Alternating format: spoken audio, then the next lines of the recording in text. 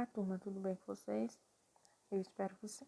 Bom, vamos iniciar nossa aula de revisão de matemática, expressão algébrica ou literal. Uso de letras para representar números.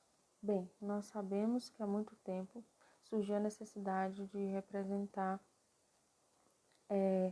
números desconhecidos. Esses números desconhecidos, eles são representados com qualquer letra do alfabeto, pode ser A, B, C, D, E, F, G.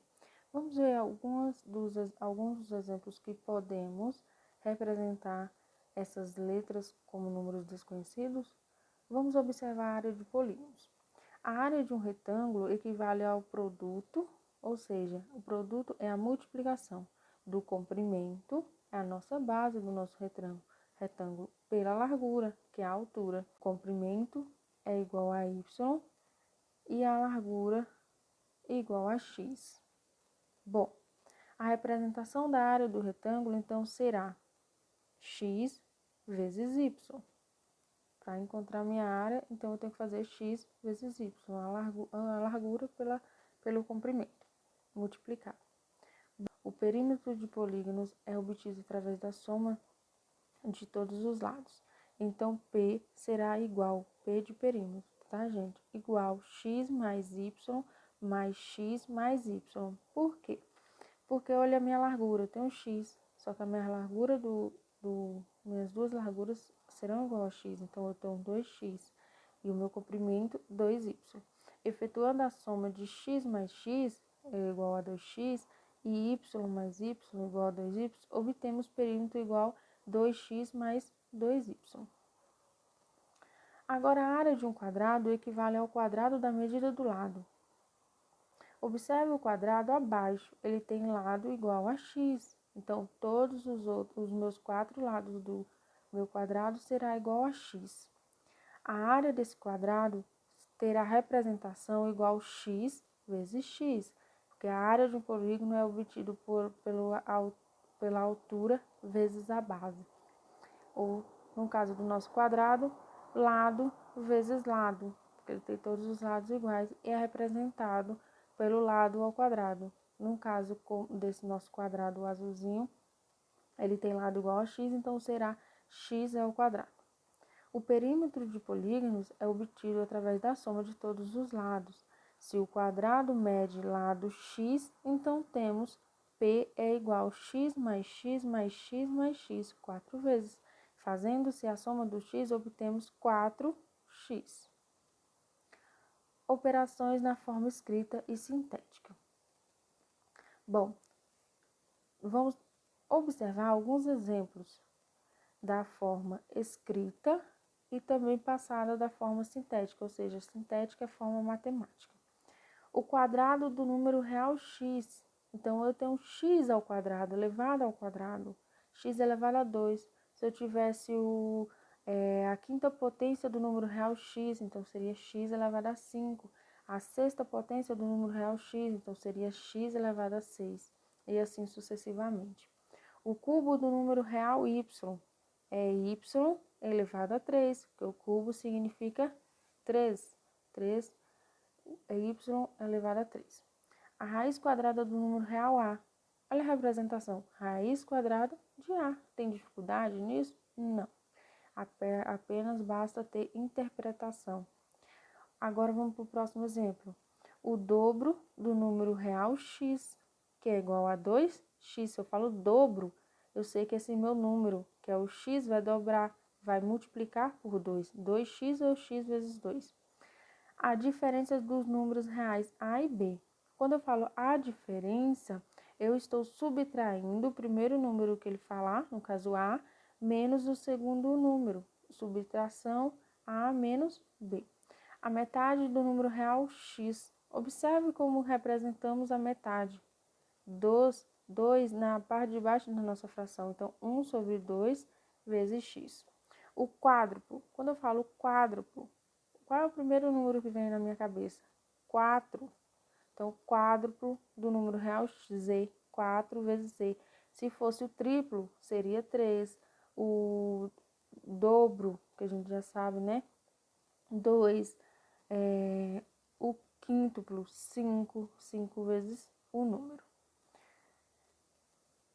Bom, sabemos que é possível usar letras do alfabeto para representar números reais. Consideremos então a seguinte situação. Um taxista cobra um valor fixo de R$ 4,00 por corrida e mais R$ 2,00 por quilômetro rodado. Qual é a expressão que representa o valor que ele cobra para fazer uma corrida de X quilômetros? Observe, como cada quilômetro rodado ele custa R$ 2,00, então para X quilômetros o custo é de 2 vezes X reais. Logo, o preço C da corrida é dado por C de corrida igual 4, que é o nosso valor fixo, ó. Um taxista cobra um valor fixo, então 4 adicionado, ou seja, mais R$ 2,00 vezes o quilômetro, que o quilômetro, o quilômetro vai ser o que vai variar. Ele cobra R$ 2,00 por quilômetro, então vai ser o número que vai estar multiplicando aí pelo X. Do 4 mais 2x. Na situação apresentada, escrevemos uma expressão matemática na qual aparece número e letras. Esse tipo de expressão matemática é chamado de expressão algébrica ou literal. Uma expressão matemática que apresenta números e letras ou somente letras é denominada expressão algébrica ou literal. Então, você já sabe que quando tiver uma expressão, que expressão? Quando tiver números, operações e letras. Nós conhecemos as expressões numéricas, que são os números e as operações. Agora, a algébrica, ela contém também números, operações e letras, ou somente letras e operações. As letras que normalmente representam números reais são chamadas de variáveis.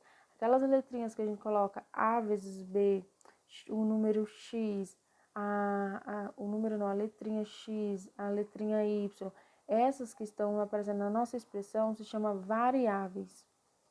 Assim, são exemplos de expressões algébricas ou literais, 2x mais 2y, AB mais c ao quadrado, 4 mais 2x, mais expressões algébricas.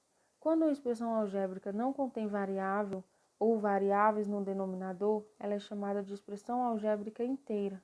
Veja os exemplos. Quando eu digo uma expressão algébrica não contém variável, ou seja, são as letras no denominador. Que é meu denominador? A parte de baixo da minha fração. Então, quando não tiver nenhuma letrinha na parte de baixo da fração, ela é chamada de expressão algébrica inteira. Temos os exemplos aí, 2x mais 3y. Observe que, de fato, não aparece o meu denominador nessa expressão. Só que todo número real, ele tem um denominador, que é o denominador 1, porque todo número dividido por 1 é ele mesmo, então não necessita de aparecer nos números. Então, 2x mais 3y é uma expressão algébrica inteira. 1 sobre 2x, que é a metade de x, olha, está representando 1 sobre 2 vezes x, é a metade do número x. Observe que na parte de baixo da minha fração não contém letras, não contém a variável. Então, ela é uma expressão algébrica inteira. X vezes y ou xy sobre 5. Observe que também na parte de baixo da fração não contém nenhuma letrinha, então é uma expressão algébrica inteira. E 3a sobre 10, que também não contém nenhuma letra na parte de baixo da fração. Então, é uma expressão algébrica inteira. Quando uma expressão algébrica contém variável ou variáveis, novamente, quando é variável ou variáveis, eu estou falando sobre as letras da expressão algébrica. Quando uma expressão algébrica contém variável ou variáveis no denominador, agora ela é chamada de expressão algébrica fracionária. Então, quando eu tiver uma fração e essa letrinha ela aparecer na parte de baixo da minha fração, na expressão algébrica, eu digo que ela é uma expressão algébrica fracionária. Veja os exemplos. 2a sobre b, veja que o b ela é uma letra, ela está na parte de baixo da minha fração, então ela é uma expressão algébrica fracionária. 1 sobre x, bc sobre 5a, 1 sobre A mais B. Agora, quando uma expressão algébrica contém variável ou variáveis no interior de um radical, de novo, variável, a letrinha, a letra que eu estou representando esse número desconhecido da minha expressão algébrica. Então, quando ele vem dentro do radical, ela é chamada de expressão algébrica irracional. Veja os exemplos. A raiz quadrada de AB, raiz quadrada de x mais y, A sobre a raiz quadrada de x. Então, quando a minha expressão ela vem representando uma letrinha dentro da raiz, ela é expressão algébrica irracional. Recapitulando, quando eu tenho a letrinha, quando eu não tenho a letra no meu denominador, eu chamo expressão algébrica inteira. Quando eu tenho a letra no meu denominador, que é a parte de baixo da minha fração, eu chamo de fracionária.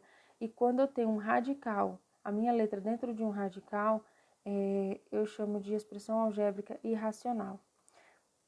Bom, eu espero que todos tenham compreendido a nossa revisão de hoje e tenham boa sorte na nossa avaliação. Tchau.